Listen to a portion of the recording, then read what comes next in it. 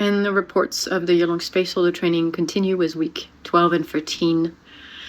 And for those of you who know me a little bit, you know that I like to think about stuff, and I like to think about stuff like, how's it going? And I think in the past, I used this question with this orientation of finding what was wrong or what could be better. This idea of like trying to fix something, which I think it's a contamination of patriarchal thoughtware, especially in women who tend to be really the rescuers of situation. So that aside, as I've been decontaminating myself from these kind of patterns, I notice more that when I ask this question of like, hey, how's it going? And looking at this bigger picture, like turning on, let's say, my yellow brain on, is I tend to see more patterns, and patterns of evolution, patterns of transformation, patterns also of growing into space, like into space holding. Like, what does it take for people to become space holders? And lately, the thing that's been turning me on is also to notice, like, what are the stories, let's say the arcane stories behind these patterns? Because I think one of the ways that human beings have been sharing patterns and, let's say, maps, and even distinction and like tools of inner navigation for, like, since we could talk, basically, has been through stories and through legend and myth. And this part of possibility management where, like, in a way, we just make it so clear, like, so we bring the distinction in the forefront and without necessarily a story attached to it, as we have this clarity about story making, that stories are not true. But still, like, now that we have this clarity, I'm thinking, okay, what's the arcane story? And in this case, for the year-long space holder training, it's like we're in this giant quest, this journey of growth. And if I think of the hero's journey, the hero's journey begins when the hero is given basically a quest. He goes on this quest.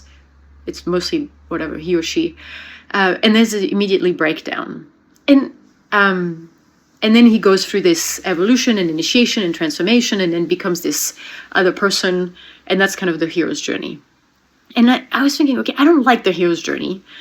And the main reason I don't like the hero's journey is because there's almost never a team included in the journey. It's like one hero or one heroine doing this special thing, as if you need to be a special kind of superhero or chosen, or have superpower or have super wounds to become a hero.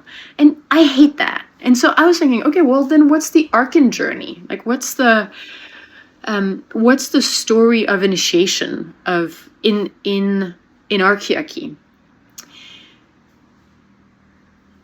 And the thing that like I said, the biggest difference is that almost none of what is happening right now in the year-long space holder training, whether it's breakdown, whether it's breakthrough, whether it's complete discovery of there's a whole other way of living, whether it's people being able to actually relax or love themselves or take care of themselves or take a bigger stand, like whatever is happening for people, this could not be happening if they did not have a team. And that's the crucial, like, element in the success of the year-long space holder training. Most people are in 3 cells, which I talked about, I think, in a star in the beginning of the year. But that 3 cells shows up to be so important. So it's a group of 3 or 4 people, which 4 is the 4th cell, that usually meet every week. And it's this, we call it this like accountability team, but it's really this team that meets with you so often that they start seeing the patterns of avoidance, the patterns of withdrawal, the pattern of breakdown, the patterns of the stories, that they can't get hooked into them anymore. It's just like, oh, this is happening to you again. And it creates this gap where people can feel safe enough to being, oh, I don't need to run this pattern for people to, like for me to have control or safety or love or attention. Because even if I'm showing these patterns, people are still on my team, people are still showing up, and I can still show up for them.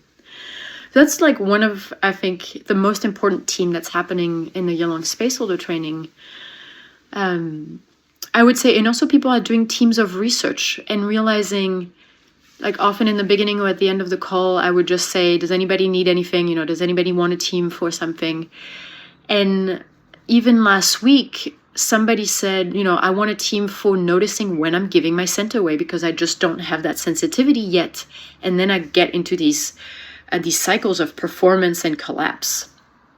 People were asking for teams about noticing how big their buffer between their being in the world, like how many stories, how many questions, how many thoughts, how many belief things need to go, like they come from the outside world, let's say, they have to go through all these layers of buffer before they can actually touch their being. And so it is true for whatever wants to be expressed from like an authentic impulse to actually get into the world. It goes through all these questioning, all these, is this, am I saying the right thing? Is this the right answer? Is this going to solve people's problem? Is it going to be useful? Is it going to be valuable? Like so much buffer between one's being and the world. And people are doing research, especially the men are doing research about discovering their layers of bullshit and bullshit generating, that what they're saying, it sounds great, it's just not true. It's just, they're just saying it to create a certain impact in the space of manipulation, basically, and of a certain position or a certain status, a certain impression, like appearance. It just has nothing to do with reality. And that's very costly for being a spaceholder to present a show instead of presenting yourself, because that's what then you teach to other people to do. Like in a way, as a spaceholder, a lot of who you are is the map that people, when they're entering a whole new world of possibility of being and relating and collaborating and creating, they don't know how it goes. You're the spaceholder, and they'll map onto you.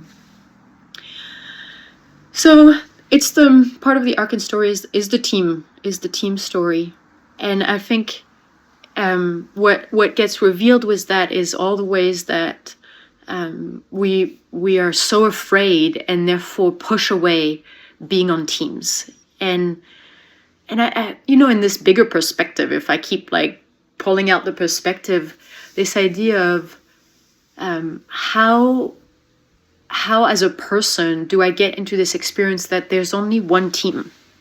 There's actually only one team of human being, because we have one planet and we all living on this planet. And maybe even before like thinking there's one team called humanity, it's really, let's say there's one team called the Yelong Spaceholder Training. How can I commit to not be at war with anyone in the Yelong Spaceholder Training? Anyone. Because the moment there's war, the moment that it starts this separation of like me and them, or us and them. And then there's also this one team of edge workers, like worldwide edge workers. So how is what we're doing here in the Yelong Spaceholder Training, how can that serve edge workers around the world? How do we bring our discoveries of the Arcan journey, of team making, of vulnerability, of really hitting bottom, which is sort of what is happening right now in the team, is like people are hitting bottom. I made a star about that, a couple of ones. One is making other people wrong keeps you safe. So that's one star. And the latest one is the kind of transformation that is impossible to consume, or the kind of transformation that relocates your authority from consuming and then hating. Like that's the result of consumerism, is your being doesn't get to create. So there's a part of that just gets to hate the prison of consumerism. From that to reclaiming your authority, to being at source, to being the creator. And I think, and that's for me one of the most, like, what's really being relevant right now in the Yelong Spaceholder Training is, how do I hold space, and also how do people hold space for each other and also for their own participant, to not be a teaching, like that what we're bringing is not a teaching, but it's an authentic initiation where the result is that people reclaim their authority instead of subscribing to another belief system or, you know, like the right answer. So that's week 12 and 13. And today we're meeting again, and I'll give you a little sneak peek. We're moving from looking at the breakdown and noticing the breakdown, working with our own breakdown as a way to have power to work with other people's breakdown, into creation. So moving at the edge, and not working at the edge, but working the edge. So being at source of the creation of what happens beyond the edge, without waiting for other people to carve the path. So pretty exciting stuff.